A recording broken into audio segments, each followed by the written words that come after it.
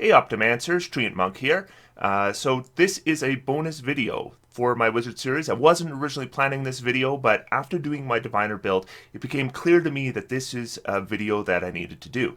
Because one thing we didn't talk about in all the various videos we did leading up to the Wizard builds was multiclassing. And I am going to be having multiple builds that are going to multiclass Wizard. And I forgot to mention, when would we want to multiclass a wizard? What advantages are there in multiclassing a wizard? And what do we give up? And is it worth it? Obviously, I think that sometimes it's worth it, or I wouldn't be multiclassing any of the builds. But there is a fair bit we give up with multiclassing as well. And I wanted to talk a little bit about multiclassing because number one, I think there are some misconceptions about multiclassing. Number two, I don't think it's always clear what we get from multiclassing and what we're giving up from multiclassing. We often think of things, again, from that 20th level perspective. If I'm a 20th level wizard and I have 3 levels of something else, I didn't really give up anything. I've still got my 9th level spells, but we do give up lots of things in order to multiclass. But we get lots of things too, depending on what class we multiclass with. So today we are going to be talking about when to multiclass a wizard, when not to multiclass a wizard, what we get and what we give up. So let's get started.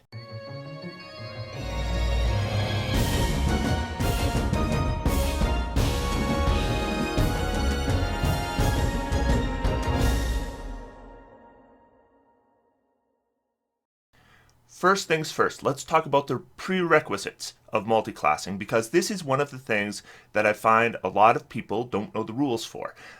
Because when you want to multiclass your wizard or you want to multiclass another character, you must meet the prerequisites of both classes. So that means, and it doesn't make a lot of sense, but if you are, say, a paladin, first level paladin, and maybe you're a dex-based paladin, so you have a strength of 10, that means you cannot multiclass that paladin unless you get your strength to 13, because you need to have a strength of 13 and a charisma of 13 to multiclass paladin. Even if you're leaving the paladin class, you must meet the prerequisites of both the class you're leaving and going to. So these are the prerequisites for all the classes. Now, to multiclass out a wizard, it's easy because we have an intelligence prerequisite of 13, which we're always going to have. So leaving the wizard class or going into the wizard class, if you're primarily wizard, is really easy. But depending what you want to multiclass with, there's varying degrees of difficulty. The two easiest classes to meet the prerequisites for, if you are a wizard, are fighter and rogue. Because with either of them, if you have a dexterity score of 13, which we are very likely going to have anyways, we can meet the prerequisite. So if we're doing fighter or rogue, we don't really have to worry about the prerequisites. We're probably going to meet them to begin with. But any other class we want to multiclass with is a little more difficult because we're probably going to need a 13 in ability score that we might not have had a 13 in anyways. Now, on my Bladesinger video, I had a comment down below talking about how Paladin might be a good multiclass for that, because if you took 2 levels of Paladin, of course you would get Smite, and then you could use Smites with your attacks with the Bladesinger. But multiclassing Paladin is actually the hardest one because of the prerequisites. So the Paladin requires a 13 in both Strength and Charisma, and those are 2 ability scores that we probably wouldn't have had very high with pretty much any wizard we make. And I just want to demonstrate how bad this is. So in the case of our Bladesinger, we're playing a high elf, so we're going to have a +2 to dexterity and a +1 to intelligence. So let's say we're doing a point buy. So the first thing is, because I want to hit in combat, I'm going to need a good dexterity. And it also, of course, affects so many other things. So I'd say with a Bladesinger, you want to have at least a 16 dexterity to begin with. Because we're a high elf, that means we need to buy it up to 14. Now we're talking about intelligence. If we're playing primarily a wizard, we probably want our intelligence score to start at 16 as well. And with Bladesinger, that helps us in many other ways as well, because Blade Song relies on intelligence for many of the bonuses it gives. So to get an intelligence of 16, we're going to need to buy it up to 15. So just from those 2 things, we only have 11 points left to spend. Now, if we're going to do Paladin, we need to have a strength of 13 and a charisma of 13, so we have to buy those up next. And you can see that leaves us with 1 point left. And that is a big problem because we haven't raised our constitution yet. So suddenly we are stuck with a constitution of 9. And that is when you're playing a class that has the worst hit points in the game, and you're going to be going into melee, and you have a minus on your constitution score, you're going to die. So this multiclass just doesn't work. If you are rolling your stats and you roll lucky, then you might be able to make this mix work, but for point buy or standard array, it just doesn't work at all. But if we're doing something like Cleric or Warlock, there's one ability score we need to get to 13, and that isn't so hard. And if we're going to be wearing armor, that might affect how much dexterity we need as well. With the Bladesinger, you're stuck with light armor. But if you are a different kind of wizard, then there's no reason why you wouldn't wear medium armor. Then you could potentially even do heavy armor, but you probably want to figure out how you're going to get around having a 20 movement. Something like, say, a Phantom Steed, for example, might be a solution for you. Another misconception that comes from multiclassing is a lot of people think if you multiclass into a class, you're going to get all their proficiencies. So if they can normally use heavy armor, shields, martial weapons, you might assume that you're going to get all those things, but you don't. There is no class that provides heavy armor through multiclassing. Now, if you get heavy armor through a class ability, like a Cleric might have with certain subclasses, then you would get it. But in terms of just straight multiclassing into a class, the best you're going to get is a medium armor proficiency. Also, there are 3 classes that will provide you an additional skill if you multiclass into them, and they are Bard, Ranger, and Rogue. So that's something to think about as well. So if we're talking about multiclassing wizards, we have to talk about how spellcasting works when we're multiclassing. So the first thing is, when we're talking about spells known, you will treat the classes separately.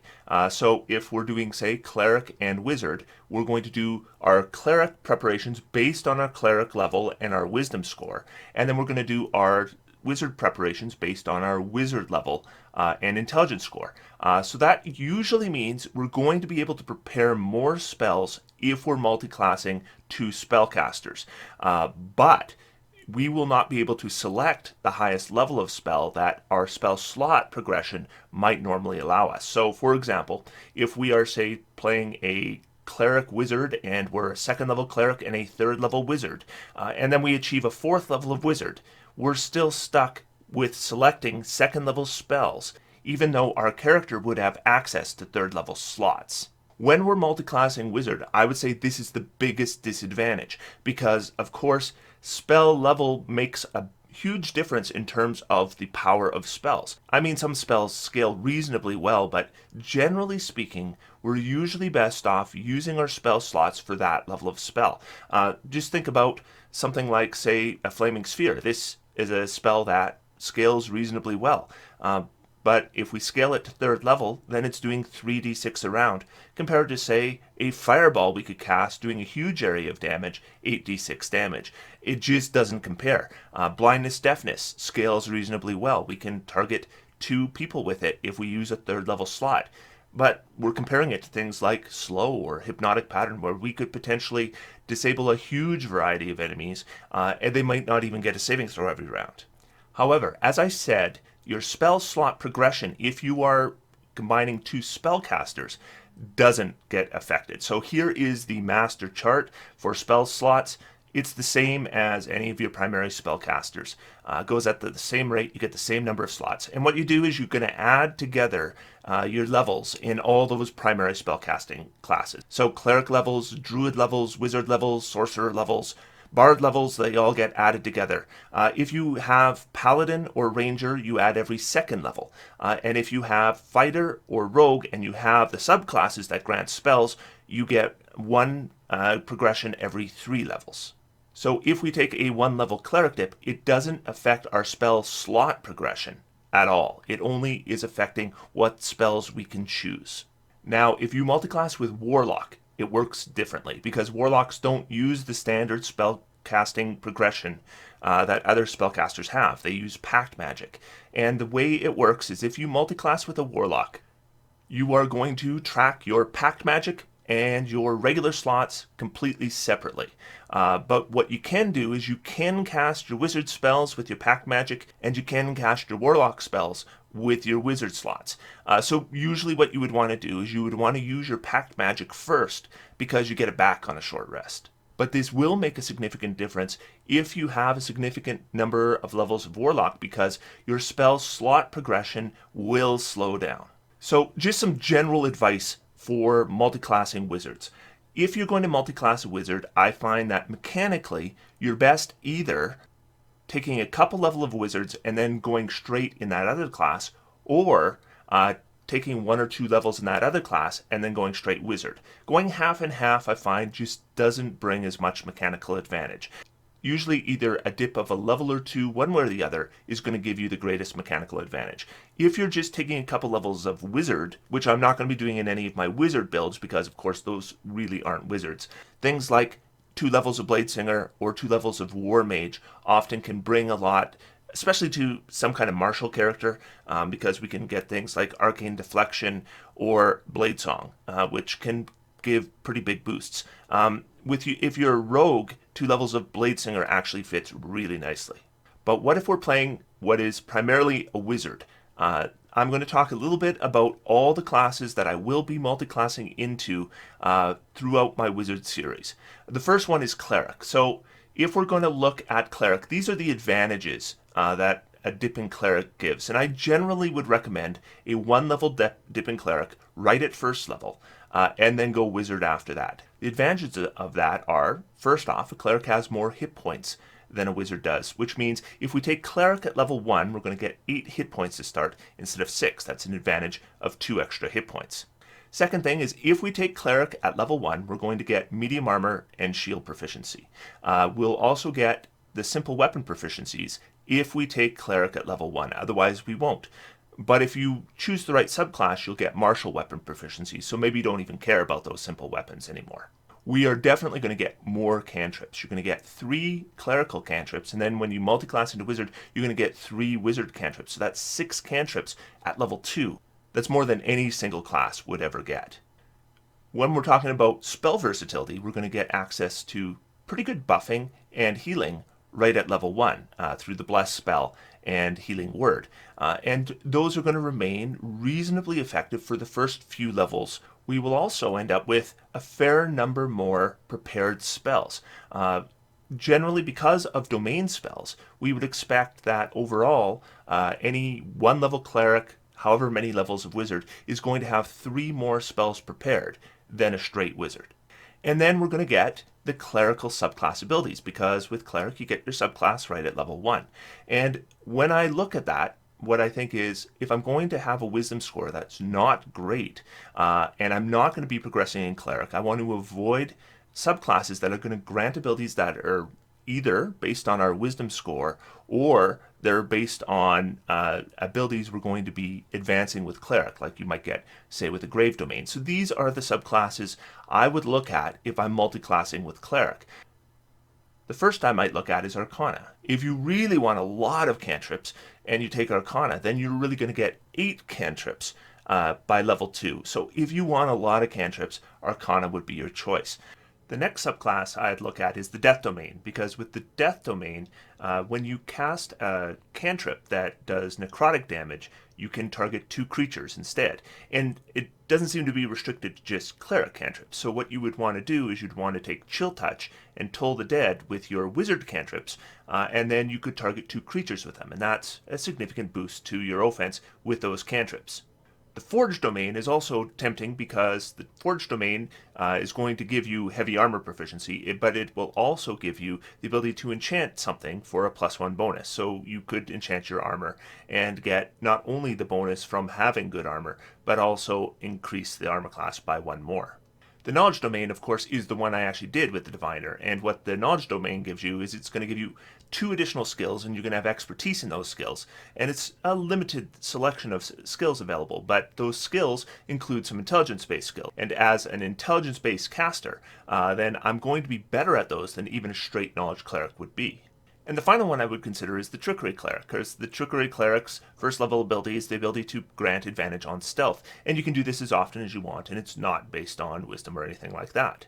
So if I'm multiclassing a wizard into Cleric, those would be the subclasses I look at first, just because I find that those subclass abilities will not be hampered by the fact that I'm not strong in wisdom or taking a lot of levels of Cleric.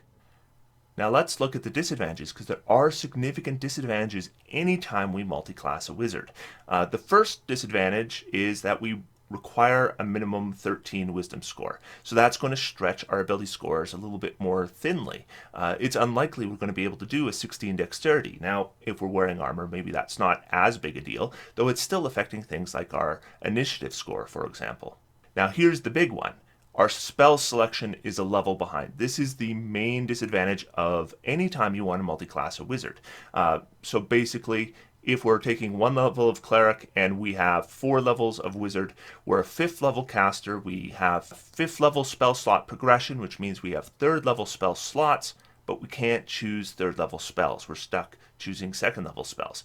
So that spell selection being 1 level behind, it's going to be a pain in the neck for us every other level.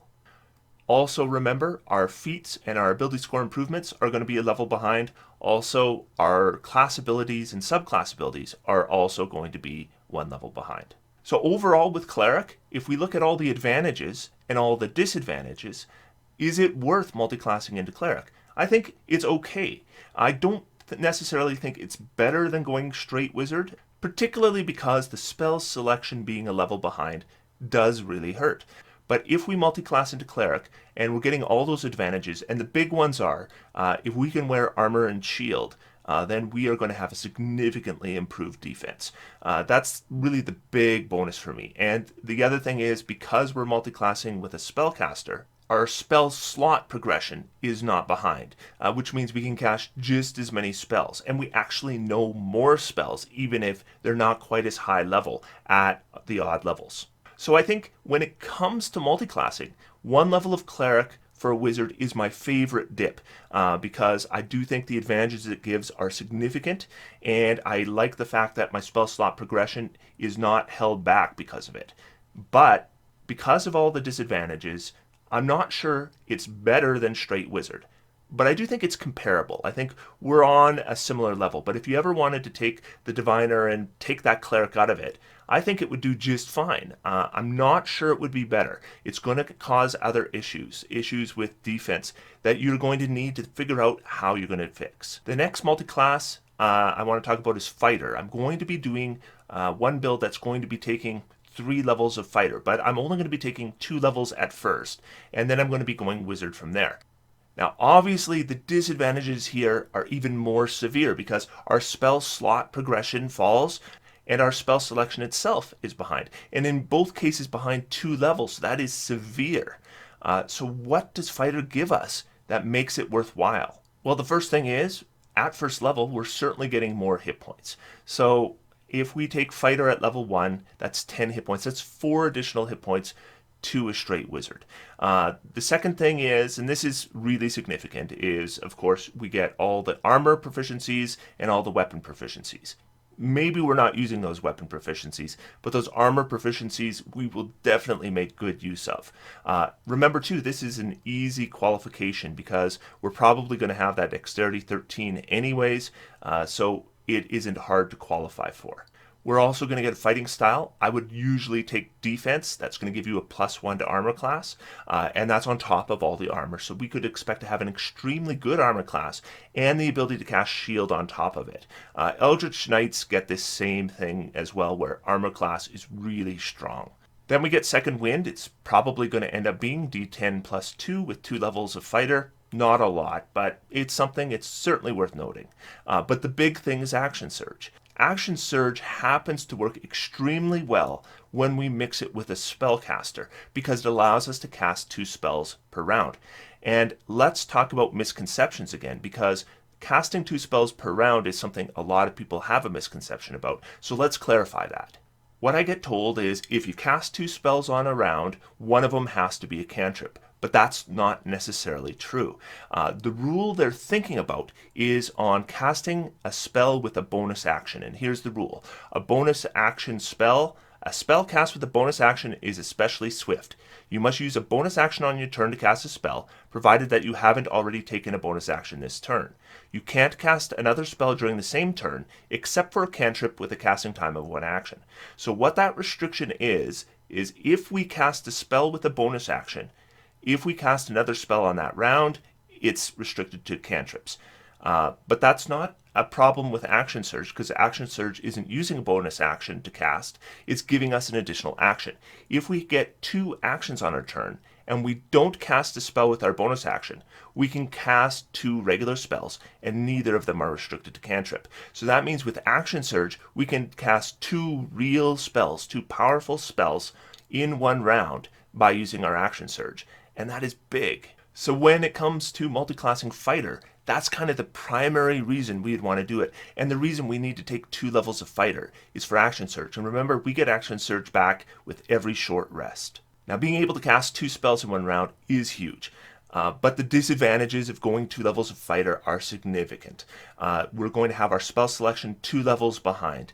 So that's twice the pain that we had with the Cleric dip. Our spell slot progression is 2 behind, which means we have less spells overall, which is not something we faced with the Cleric dip at all. Also, our ability score improvements are 2 levels behind, and our class and subclass abilities are 2 levels behind. Now, if you're playing in an ultra high level campaign, and you have an 18th level wizard, then I might consider doing 2 levels of fighter there to get Action Surge, because we're not giving up our spell progression in any meaningful way. But when we're talking about taking 2 levels of fighter right off, it's not something I would do lightly. I would be looking only at very specialized builds. But in general, with a wizard, I wouldn't do that. I don't think it's worth it. And in the build where I'm going to be doing the fighter multiclass, this is going to be a martial character, and it's very much going to be specialized in a way that those fighter levels make a significant difference. So again, a Cleric dip, I might do it for any wizard. For a fighter dip, I'm only going to be doing it in a very few number of situations where I've made a build that specifically relies on it. The next class I will be multiclassing with my wizard builds is Rogue. Now, the advantages of Rogue should be fairly self-evident. First off, again, very easy to qualify for. We already are going to have a dexterity score enough to do the multiclass, so that's no problem at all. Technically speaking, if we take Rogue at first level, we're going to get a slight improvement to our hit points. It's not dramatic, but a couple points. We're also going to get light armor proficiency and some weapon proficiencies. Now, light armor isn't a huge boon, but it also qualifies us for medium armor later if we want to take the moderately armored feat. Now, if we take it at level 1, we're going to get significantly more skills.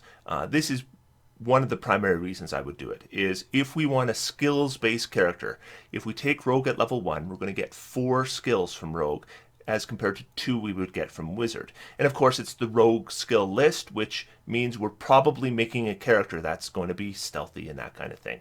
We're also going to get expertise into those skills. And expertise isn't something you would get with Wizard. You pretty much need to multi-class or take a feat in order to get expertise. Now, if you want to take 2 levels of Rogue, and there may be occasions where you do, the advantage there is you get cunning action. So with cunning action, you can use your bonus action to dash or hide or do the disengage action. All those things, pretty useful for a wizard, but you have to take that 2nd level, so that's a pretty big investment to get 1 ability. The final thing you get is a d6 of sneak attack. So sneak attack doesn't work with spells. You're going to need to use a weapon, but we can combine it with things like Booming Blade or Green Flame Blade, so that we're adding multiple things to the damage with a weapon. So those things become a little more attractive for that kind of character. Now, if you take that 2nd level of Rogue, then it really works well with Booming Blade, because we can use the cunning action to disengage. So we go in, we hit with Booming Blade, sneak attack, and then we can disengage, and then if that enemy wants to get to us, they would have to move. Now, if we're qualifying for sneak attack, there's a good chance that there's already another ally nearby, but hopefully that's like a tank kind of character, the kind of character we would want that enemy to attack anyway. The disadvantages of multiclassing with Rogue are exactly the same as multiclassing with Fighter.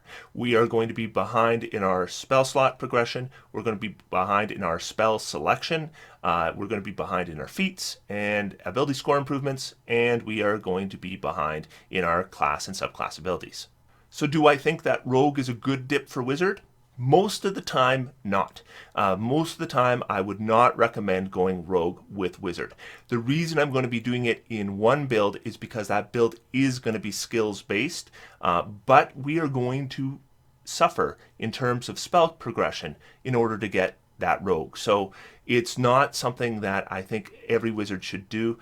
If you're going to do it at level 1 and then go Wizard after that. But it really needs to be a concept that requires that Rogue because we are paying a lot for it. And the final class I'll be multiclassing Wizard with is Warlock. And normally I would recommend either a 1 or 2 level dip. The first advantage, of course, of multiclassing with Warlock is Pack Magic, because Pack Magic gives us spell slots that we get back on a short rest. And we can cast either our Warlock spells or our Wizard spells with them. So it's a good way to use something like Shield, because then we can cast the Shield spell and then get it back with a short rest. If we take 2 levels of Warlock, we get access to Invocations. And Invocations are quite good, and often they can be used time and time again.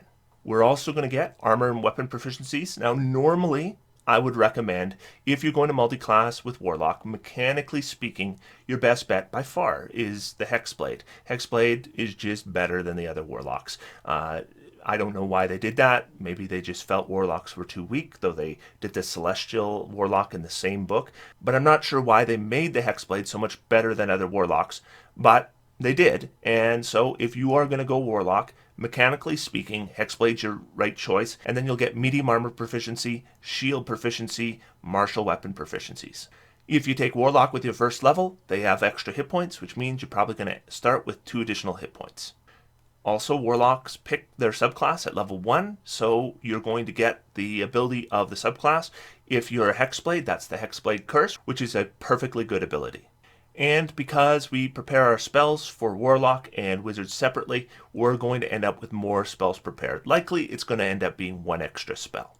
Now, I get told one of the advantages of multiclassing with Warlock is access to Eldritch Blast. I do not think this is an advantage at all, and I wouldn't take Eldritch Blast with my Warlock cantrips because it's going to be based on our charisma. And no, being able to do force damage and the scaling of Eldritch Blast doesn't make up for that. Not even close. If we're looking at even a 14 charisma, that's a +2 you have to hit with that Eldritch Blast. It is not worth it. You're going to miss a lot more than you would than just using a Wizard attack cantrip. So using a Wizard attack cantrip just makes more sense, and Eldritch Blast ends up being a poor spell selection for you. The disadvantages of going Warlock, pretty much the same as Rogue or Fighter. You're behind in your spell selection. You are behind in your spell slot progression. Although you're getting Pact Magic, those Pact Magic are dealt with separately. So in terms of accessing the higher level spell slots, it is held behind. And of course our ability scores and feat gaining and our subclass and class abilities are also behind. So would I recommend Warlock as a multiclass for Wizard? Again, generally speaking, no. For most Wizard builds, I would definitely not take Warlock. There's 2 exceptions to that rule. The first exception is if you want to do Hexblade with an Evoker, we can use that Hexblade Curse in combination with Magic Missile and Empowered Evocation, and we can do a lot of damage through that. Now that is a very specialized build. We're talking about a Magic Missile Evoker, a Magic Missile Specialist. But you can do a lot of damage to single enemies. If that's what you want to do with your Wizard, then that's not a bad multiclass. The other one is Abjurer. If we take 2 levels of Warlock, then we can get access to an Invocation that's going to give us Mage Armor at will. And then we can just cast Mage Armor over and over again and raise our Arcane Ward. A single level of Warlock would give us access to Armor of Agathis, and Armor of Agathis scales well, and it's Abjuration. So we might want to take an Abjurer and then upcast Armor of Agathis when we want to recharge our Arcane Ward, and we're getting temporary hit points at the same time. There's good synergy there. So for very specialized builds, Warlock works reasonably well, but it is only those specialized builds I would ever multiclass Warlock with Wizard. So overall, what I want to get across here is the only class I would ever just arbitrarily add to a wizard is Cleric. I might do one level of Cleric for pretty much any wizard. I don't necessarily think it's better than going straight wizard, but I think it is just as good. We're getting a lot of disadvantages, but a lot of advantages to make up for them. And we're not sacrificing our spell slot progression, and we are getting that nice armor class. And I think that's a really good boost for a wizard because it tends to synergize well with things like the shield spell. So in terms of your wizard, for most builds, if you want to multiclass, I recommend one level of Cleric. If you don't want to multiclass, you don't need that level of Cleric. All these other multiclassing I'm going to be doing with my wizard builds are for specialized builds only. And again, I don't think they're necessarily better than going 20 levels of wizard. In fact, there may be worse, but what I'm doing with each of them is I'm specializing in something that I wouldn't be able to do without that multiclass. So I hope that explains when to multiclass a wizard, when not to multiclass a wizard, and what you gain and don't gain from it. And I hope we've cleared up some of the misconceptions about multiclassing as well. So until next time, I'm going to sit back and relax. I'm going to have some fun. D&D's for everyone. Thanks, Optimancers. See you next time.